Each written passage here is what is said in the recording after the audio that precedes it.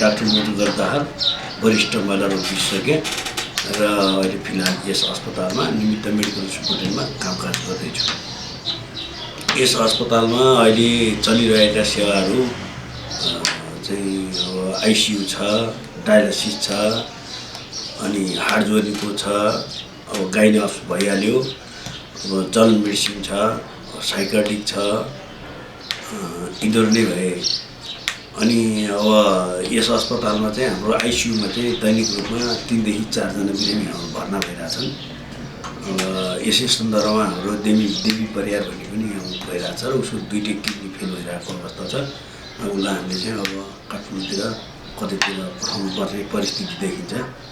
अनि हाम्रो यहाँ भएका सेवाहरूमा अरू अब अक्सिजन हाम्रो चाहिँ हरेक बेडमा अक्सिजन पाइपलाइन जडानबाट पाइपलाइनबाटै हामीले चाहिँ अक्सिजन दिने गरेका छौँ। इमर्जेन्सी पनि हाम्रो एडभान्स इमर्जेन्सी सेवा हामीले दिइरहेछौँ।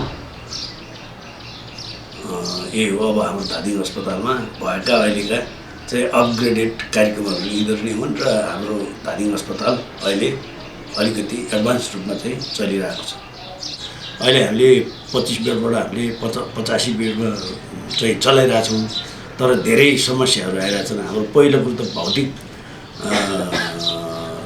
नै छैन, भौतिक संरचना नै छैन। किनभने अब हामी भएको भवनै पुगिरहेको छैन। त्यस कारणले हामीले अहिले भवनको चाहिँ निर्माणको लागि हामीले पहल गरिरहेछौँ।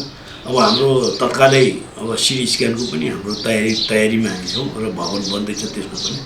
र अहिले हामीलाई चाहिँ सबभन्दा समस्या परेको चाहिँ अब आइसोलेसन बेड भन्छ। आइसोलेसनमा हामी चाहिँ बिरामी कोही त्यस्तो महामारी फैल्यो भने लगेर कहाँ राख्ने भन्नेमा हामी चिन्तित छौँ। र त्यसै सन्दर्भमा हामी भोलि गएर चाहिँ हामी प्रदेश सरकारसँग चाहिँ हामी वार्ताको लागि पछि जाँदैछौँ र त्यसको लागि पनि केही भवन अलिकति चाहिँ भनौँ न अस्थायी संरचना बनाएर र 50 बेड जतिको चाहिँ अहिले आइसोलेसन बेड बनाउन सकियो भनेदेखि यहाँको जनतालाई धेरै राहत गर्न सकिन्छ भन्ने विश्वास छ।